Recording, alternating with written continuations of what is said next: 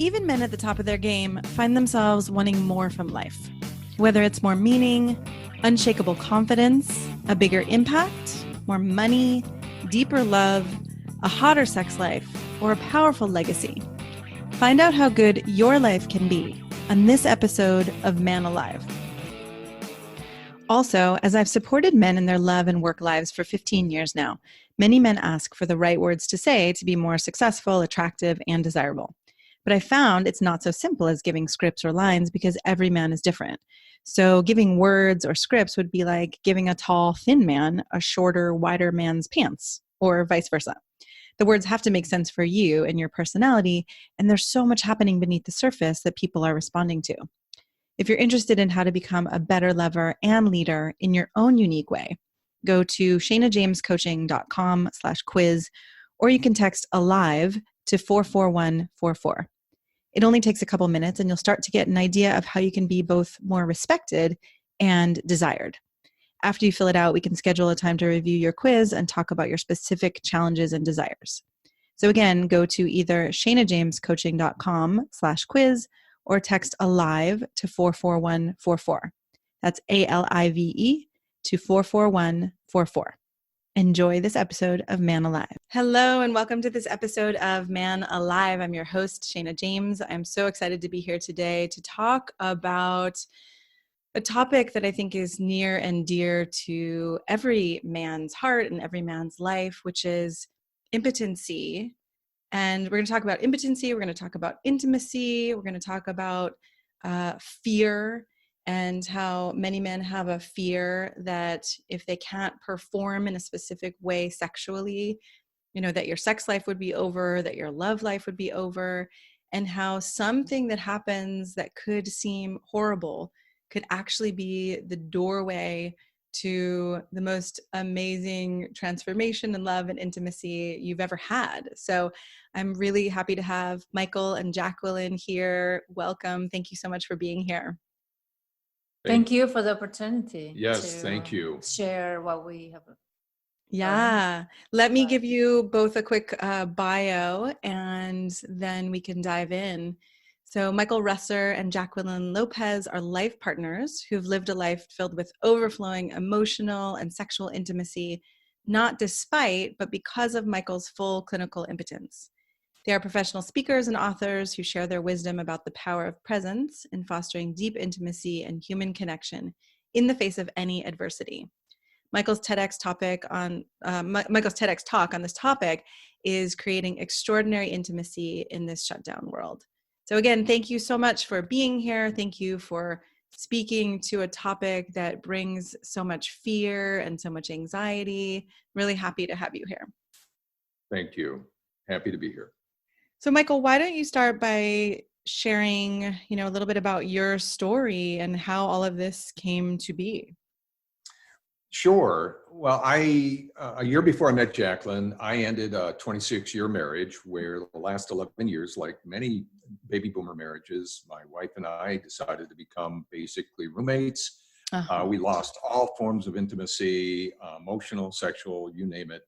Stayed true to the marriage, which means for 11 years I was celibate. And until my son, the second of two children, went off to college. That was in September of 2011. And then I had hired a life coach right about that time, who, because prior to that, I was a very shut down person. I was very driven, very just shut down. And despite business success and speaking success, my heart wasn't open. And this life coach, very powerfully showed me how to open my heart. And as a result of that, almost overnight, my life shifted. Wow. I saw things. Just the world looked different. The people saw me differently. And it was a profound transformation for me. And this is still inside of the marriage? No. This is after you left. Okay. Right after I left the marriage. Yeah. And without that kind of help and facilitation and being a catalyst, I don't know if I would have done it. And if I wouldn't have done it, I'd probably be dead today. Because 2 months later, I was diagnosed with my first of 3 cancers. Wow. And the first cancer is aggressive prostate cancer. And part of the treatment included removing the prostate. And as a result of that, I am now clinically 100% impotent. Mm-hmm. And now, over the remaining part of that year before I met Jacqueline, I tried everything in the book to get that back. And I was reassured by shamans and Reiki healers and Orthodox rabbis and priests and everybody. Yep. As I think most men would do, right? It's like, right. Okay, this is how I've identified my whole life, and I need this. Right, exactly. Well, this was a period where I was saying yes to a lot of things in my life. Yeah. And one of those things I said yes to was going on a trip just because for a life reset to Brazil for 3 months, because I didn't know anybody and I couldn't speak the language, and I knew it was an open-hearted culture. So I figured, why not? And so in September of 2012, literally about a year after I ended the marriage, Jacqueline and I met in the most unusual of circumstances. In fact, we were not even attracted to each other. I love this story. She is from South America, and she overheard, we attended the same meeting, and she overheard that I was going to Brazil, and she said, well, would you like some help? I said, yeah, because I don't know, I can't speak the language, and I'm going to need help, booking the place I'm going to be staying at for 3 months. Yeah. So we started out as friends, which was very, very important. And again, there was no physical attraction at all, but we had respect for each other, and we were intrigued. And we progressed to becoming hiking buddies. We found out we liked to hike, and then one day she suggested that I go with her to go dancing, which I hadn't done in like 20 years. And I go, oh my God, I don't want to do that. And also by this time, I still hadn't given up the notion that I could perform. But I didn't date anybody because I didn't. Were you nervous about that? Was it like, I can't date because I can't perform? No, not at all. No, because again, about 2 weeks after I ended the marriage, I wrote this document called my Dream Woman Project. Yeah. And it's a 13-page document that describes in excruciating detail who I wanted to share my life with. And I kind of put that out to the universe, and I put it out there with the idea that I may or may not meet this person, but I will not compromise. Yeah. And that was before the surgery or after the surgery? Oh no, that was before I even knew I had. Okay, so you didn't know that you were going to be impotent as you were looking for this woman. Exactly. I thought, I thought I was going to share my life with somebody, and I had no idea I was going to be impotent. Yeah. And then all of a sudden, 2 months later, I'm diagnosed with prostate cancer, which has a very high probability of impotence or erectile dysfunction at least. Yeah. And so so I just put it out there. Yeah. So as you and Jacqueline are going dancing and things are starting to we go dancing, and I think, okay, I'll go dancing.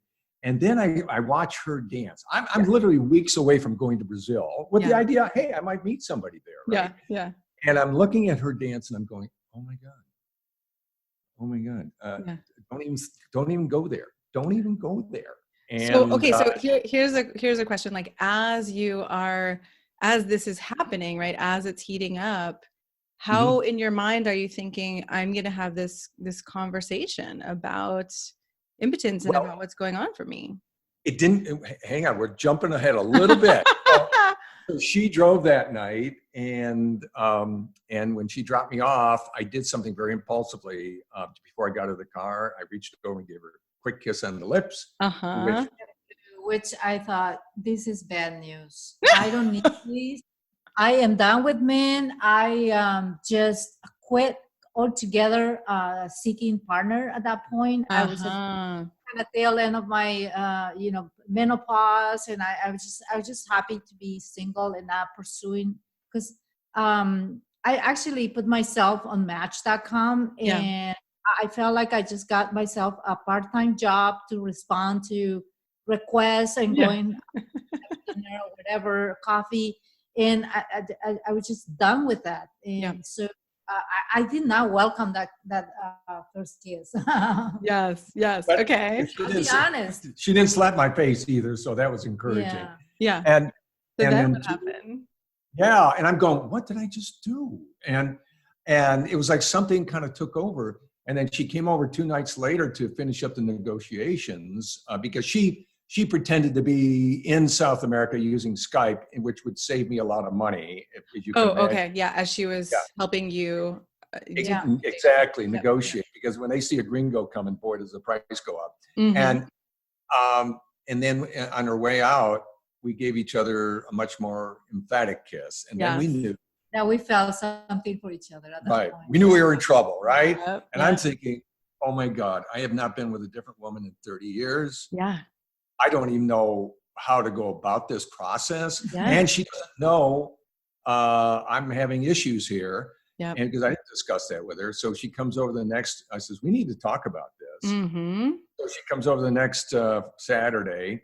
And it's interesting how when you start feeling a deeper sense of emotional intimacy, Yeah. how the other person's appearance suddenly changes. Yes. Now, this person who neither one of us were, as I said, physically attracted to each other. Now, all of a sudden, I see You her in start that. having feelings. Yeah. about- Yeah, Feelings. right. And you're seeing each other in this glowing light. Like, who is this Oh my- beautiful human being in front of me? Yes. When she walked in the door, my heart leapt out of my chest. I'm going, oh my God, she's so beautiful. Yeah. What was I not seeing before? And so she comes in, and we start having the conversation. And now I'm thinking, oh my God, what is she going to say? Yeah. Right? She's going to look at her left wrist, whether a watch was there or not, say, oh, will you look at the Right. time? I mean, I imagine that's a conversation that most men would think I never want to have in my lifetime. Like, that Yeah. it would be terrifying. Well, yeah, but the thing is, I can't hide this fact, right? Yeah, because it is not, it's not working reliably. And so I point down to my crotch and I look into her eyes and I said, sweetie, this isn't working and it may never work. Uh-huh. Are you open to exploring other ways of being intimate, not really even knowing what that meant? Yep. And after all that anxiety and all that fear, she responded with, Sure. The point is that in that time in my life, I was coming out of the menopause, and I was looking for something more than just penetrative sex. I would like to have more than just genital focused and like touching, kissing, our whole body. I mean, we just miss the idea that our toes can be erotic. Yes, our whole body.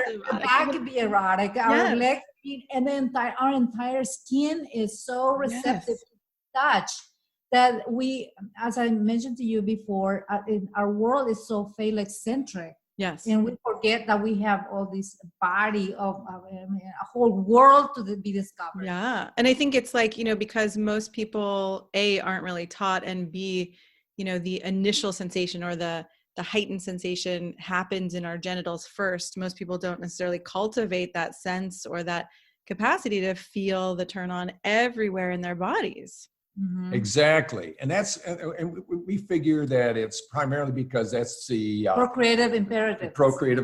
Right? Yeah. That's what it's for originally.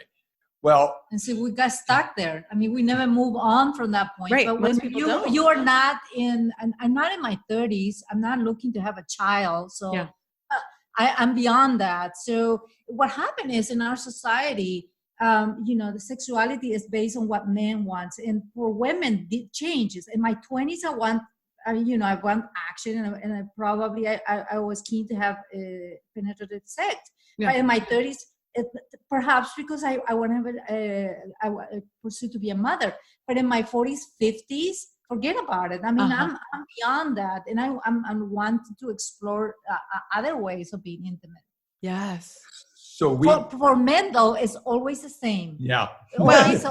Not necessarily, Women- right? I mean, I don't know if it would always be the same for every man. I don't like to make generalizations. And would it be the same if they realized what was possible in the ways that you two are going to share with us, right? Well, no, it wouldn't. But you know what we would say on stage is, and most of the men agreed, is that hey, when we get an erection, it's like saying this needs to be taken care of, like right now. Yeah. And there's a sense of urgency, right? Yes. Yeah, and that's very disruptive. It takes you out of presence with the other person. Yep. So on.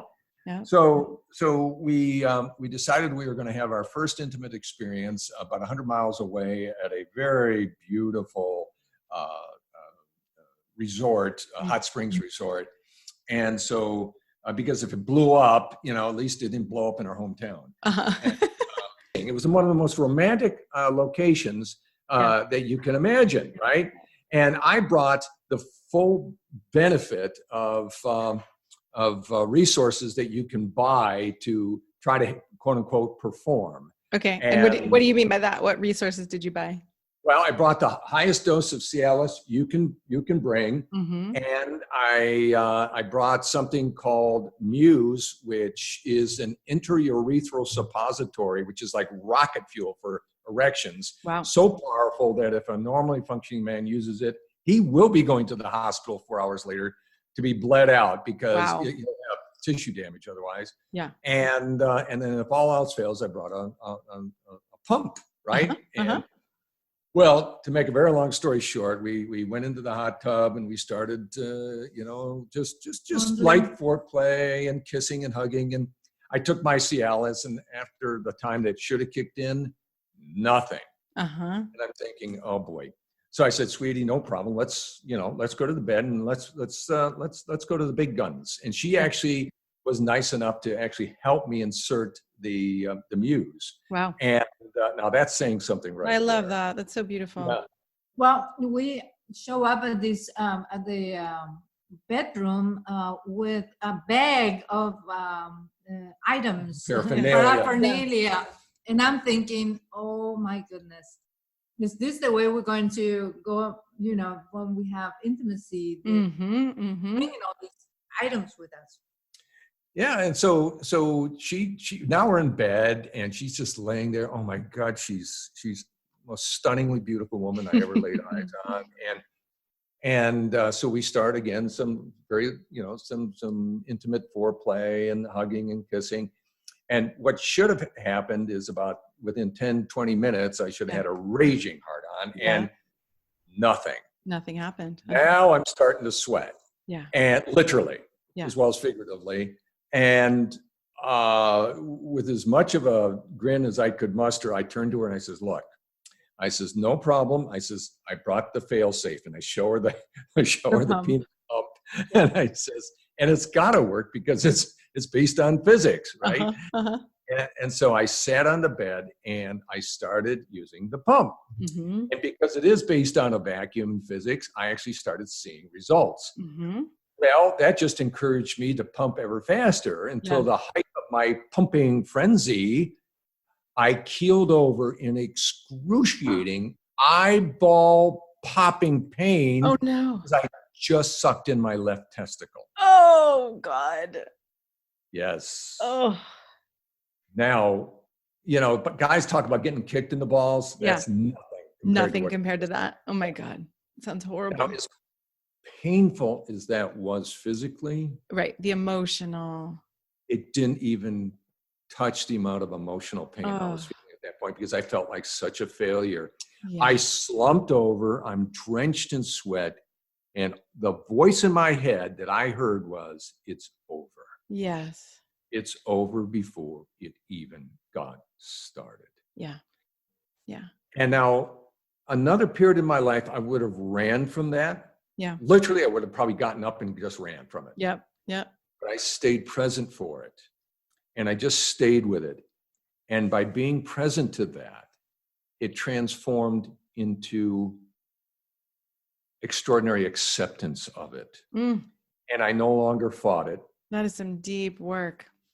Yep. And it happened literally in seconds. Wow. And I turned to her very quietly and I said, I'm done. I'm done with all of this. Yeah. Let's just lay together and see what happens. Yeah. Well, that was about 5 p.m. We had to force ourselves to go to sleep after making love till about midnight. We went right through dinner. We experienced levels of sexual intimacy that I didn't even know could They're exist. possible. Yes. And I'm shaking my head afterwards going, what just happened here? Yeah.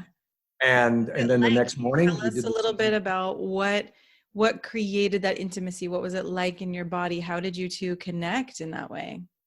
Well, we both enjoy oral, and which is a good thing. And we also use something that some people call it tantra. Yeah. Right. Just breathing. You sit in front of your partner and you cross leg, and then you do like when one inhale, the other exhale. The other exhales. Yeah, the other exhale. Right. Yes. So it creates an energetic force that goes through you from the bottom of your body up to your mouth, and it's a circle. Yeah, reinforces. Yeah, right. All these ways to have pleasure and connection that aren't, bound to an erection. Exactly. And now here's the irony of the whole thing: is that I did not release. Mm-hmm. Here, I have not had sex in 12 years at this point, and I did not release with the most beautiful woman I've ever looked at. Now, men listening to this going, well, what's so much fun in that? Yes, I can totally hear that voice. Like, well, what's the point? Or what's the point? Yeah. Well, what I learned is that without the urgency of having an erection, it freed me up to be extremely present for my partner. And please her in the way she wanted. Yeah. And in the process of doing that, I received a flood of fulfillment, sexual fulfillment that I didn't even know existed. And it actually took about 3 months for me to learn how to release. And now that's a story in of itself. Because one day after 3 months, I kept trying hard, like a guy would try to make something happen. Yeah. I was getting literally, stress headaches from trying so hard. And then one day I just stopped. I just stopped and laid back and just enjoyed it. Yeah. I just surrendered without the to pressure. Receiving. Yeah, surrendered to receiving. And then something quite extraordinary happened. I had an orgasm that was so powerful, engulfed my entire body, and went on and on and on. And I'm thinking, it's like a full body orgasm, like women have, and I'm going, oh my God, what was that? And then we learned that this is nothing out of ordinary, because other men who have the same condition with prostate have experienced. Yeah, some men have reached out to us and said, oh my God, yeah, I know exactly what you're talking about. And so now at that time, I still had my testosterone. They weren't treating my prostate cancer, prostate cancer with what they call androgen deprivation therapy, which basically reduces your testosterone to zero. And I'm thinking, and then it turned out that the cancer was still growing, and it was aggressive. It is an aggressive cancer. And so they were going to put me on that. And I'm thinking, you know what, maybe I'd just rather die, right? Instead of losing this. I actually considered that. Yeah. I thought, no, let's just see what happens. And so they put me on that, and I'm on that now. I have no testosterone, none, zero. And, but you'd never know it. Yeah. You seem like a very strong, virile, energetic man. Yeah. I'm a lot of energy. And so what we found is I can still, in fact, they're actually stronger now than they were, because our emotional intimacy has grown every day. Yes. And so what we did is we transformed the need for performance into presence. define presence as a deep state of awareness without expectation or distraction or judgments. Yes. And an open heart. And an open heart, and just being centered in your heart, and listening in a lot of different ways to what your partner's looking for. Yes. And as a result, we have this ongoing sense of our emotional intimacy is expressed throughout the day. Yeah. And I want to interject right here, because it's important to point out that men are not mind readers. Therefore, women have I would even call it obligation to speak up their mind exactly what she wants, because each women have different way of expressing and wanting to be loved. Yeah. Yes, we are all different. And sometimes women say, well, he should know, he has this many girlfriends. And no. Nope. I agree. No. Each woman have to express what they want, and with tact, with a skill, with kindness, because they cannot know what they don't know. Usually women, we shy to express ourselves, and this is cultural, but I am not.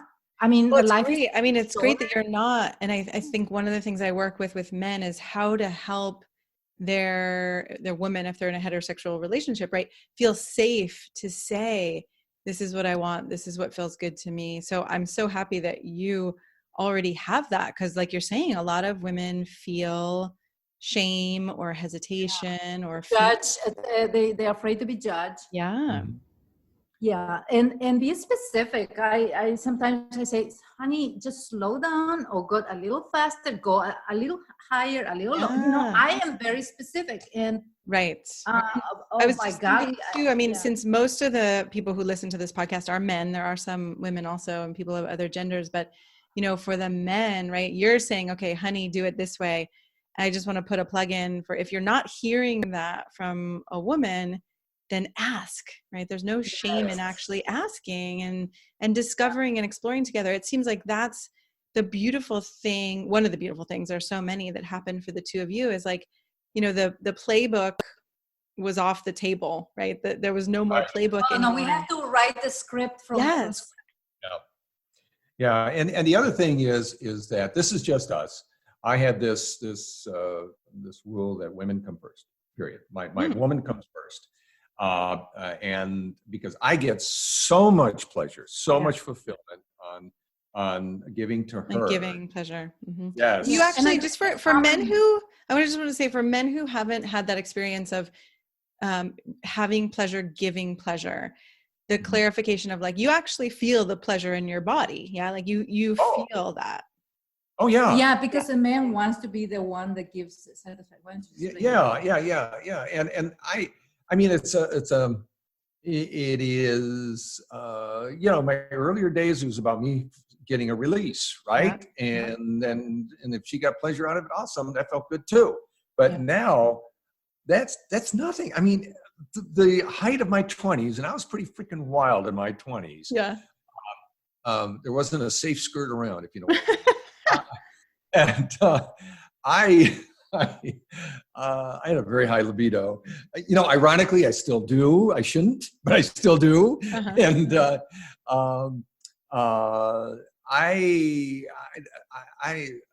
biggest satisfaction for a man is that they satisfy their woman. Yeah. Period. Yeah. Because they don't want competition. Because they want to know that this woman is loyal to them. So therefore, they put that extra effort. But I still think all men are different, and just as women are different, we all come to the table with different things. But I think that we can expand the perspective by bringing what you're both saying, right? That they could start to expand their sensuality, their sexuality, so that they can take pleasure from a woman's pleasure. Because I know that too. It's like, the pleasure becomes exponential when you're not only feeling your pleasure, but your partner's pleasure. Oh yeah, absolutely. And there's You know, it's interesting because I don't have testosterone. Mm-hmm. I don't really have a need for release. I mean, when it happens, it is spectacular. Yeah. But I don't have a need for it. Yeah. But I well, and do. we could argue that men don't even necessarily have, at times a need, but there are men who orgasm without ejaculation for months at a time and actually build that capacity and that energy. Right. That's right. But boy, that's tough to do. If I had the ability to have an erection, that would be tough for me to do. Yeah. Another thing I want to point out is that we make time for our intimacy because we think this is the utmost important thing in our lives is our relationship. If your relationship is if you have children with them, if you don't have children, equally important. That person is the most important thing. I don't care about your career because your career is going to go down the hill if you don't have a good relationship. Yeah, and so contrary to what a lot of couples do, we allocate time for these on Sunday. Prioritize. We actually have a planned time, right? And so some men might be thinking, well, that's not very spontaneous. Well, first of all, spontaneity is not nearly as powerful as the intention that we are going to take the time to honor each other in this way. Yes. And when we make love, it's a minimum of 2 hours. Well, they're thinking, well, what are you doing for 2 hours? So why don't we tell them what we do? Okay. Yeah, tell them what you do. Yeah. So the first thing we prepare do. the room. Well, we put mood music, candle, or some incense. You prepare the room. Shut off all your cell phone, your computer, gone. Yeah. Everything. And then we slowly undress each other in a playful way, right? Button by button. Button by button. And then we take a shower, right? And then we scrub each other. We scrub each other down with a loofah. And literally, we still do this every night. Yeah. But we especially do this when we're getting prepared to have physical intimacy. Yeah. And squeaky clean, and then when we get to the bedroom after the shower, we take turns giving each other a full body massage. And I give Jacqueline hers first, and again, ask what you want. The same thing, ask exactly how you want to be touched, what your desires are. So you're each practicing that as you're being massaged. You're saying, "Oh, this is what I would like," or a little more. Yes. Yeah, and it's a non-sexual massage. It is, even though we're both naked, it's non-sexual, but it can be. It's very sensuous, but it's not sexual. And then it's after I give her massage, then she is warmed up enough to where I gently start, sexually stimulating her. I might start nibbling on her knees and that sort of thing until we get into, genital oral stimulation. Yeah. And then I don't stop until she says stop. I love that. I am multi-orgasmic, so. So that can be a long time. Yeah, I won't tell you what happened on her 50th birthday, but that was quite a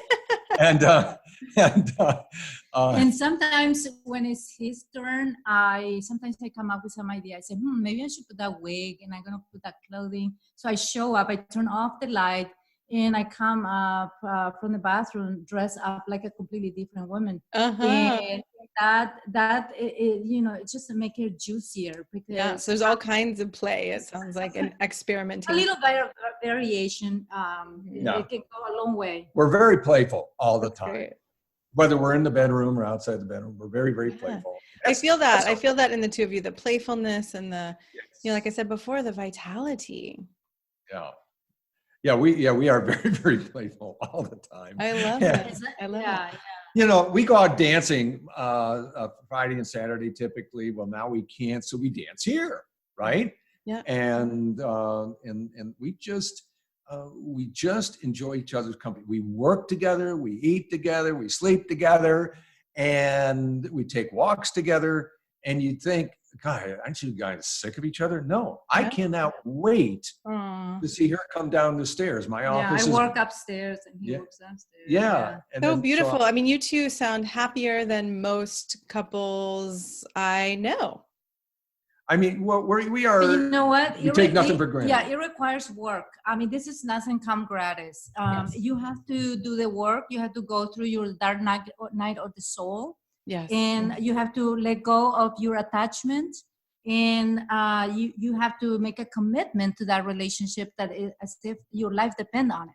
Yeah, and we're the other gift that the cancer has given us. I consider the impotence an enormous gift that keeps on giving. Yeah. And I think you and I talked before this in our first time we actually connected. Yeah. But if someone came up to me and said, "Hey, science is coming up with a pill that solves all impotence. You just take it once and you're good, no side effects, and it costs $5," and I would say, "No, thank you." Wow.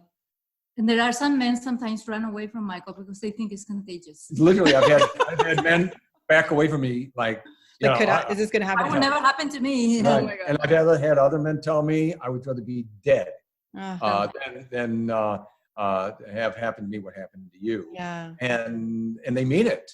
And some men do die because they're afraid. They don't go to take the test because they're afraid of the response from the doctor. Yes. Right. And it's not from the cancer. They're more afraid of the impotence. Right. I feel so grateful for you both speaking this message, and for every man who gets to hear this and know that it is not a death sentence, that actually, like you said, you've experienced more pleasure, more intimacy, more love than you ever even imagined possible. And so I'm curious, what do you want to leave people with? You've already brought incredible inspiration and, a sense of what's possible. What do you want to leave people with, each of you? Well, would you say that it's important to talk about how we address when someone feel like they were hurt? Because we do have our differences. I mean, let's face it. I mean, we have our wounds and we have our shadows, and we have to deal with them individually. It's not all just rainbows and butterflies. The relationship, no, it's not all rosy. I mean, we are humans. We are flawed humans, right? Yeah. And the way we deal with that is like right here and right now. We talk about that thing that it felt like I hurt, but the way we do it is we address it as if it was not personal. You hurt my ego. Or did I hurt your ego? So we talk in a language. We change the language instead of saying you or me accusatory. That accusatory bent to it. You say my ego. Yes. So because I can never hurt my heart, Michael. Right. Because he's so you. Yeah, the true Michael. Right. Can never be heard. Feel judged. Right. But our egos. That's the context of this relationship.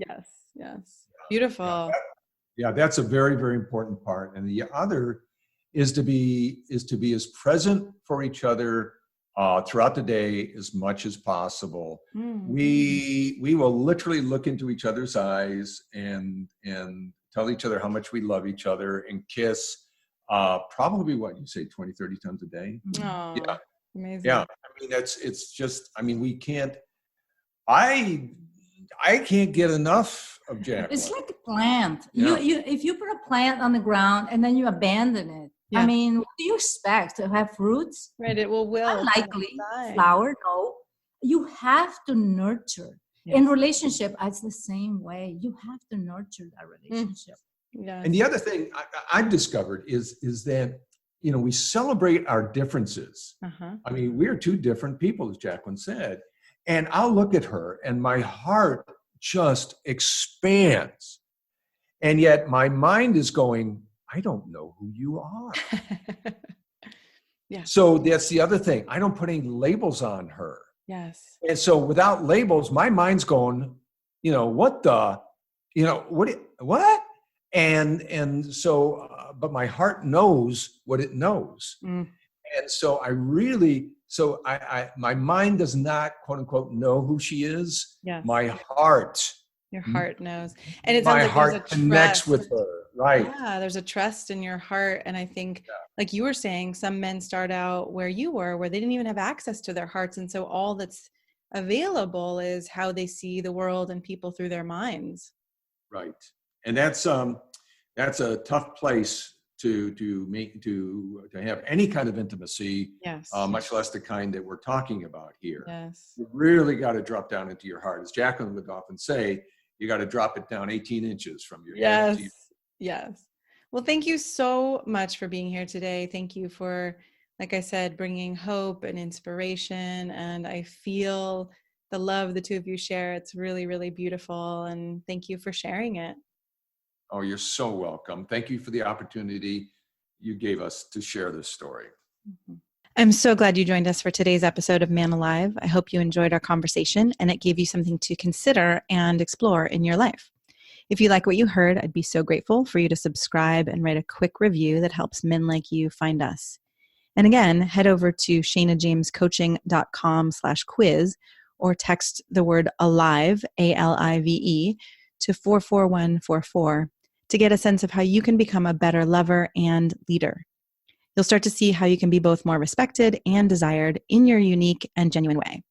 If you don't feel as confident or as excited about life or love as you'd like to be, this quiz is a really great starting point and will guide you toward a more passionate love life and a more inspiring and successful career. So again, text ALIVE, ALIVE, to 44144 or head over to shanajamescoaching.com/quiz. Join us each week for a new episode of Man Alive.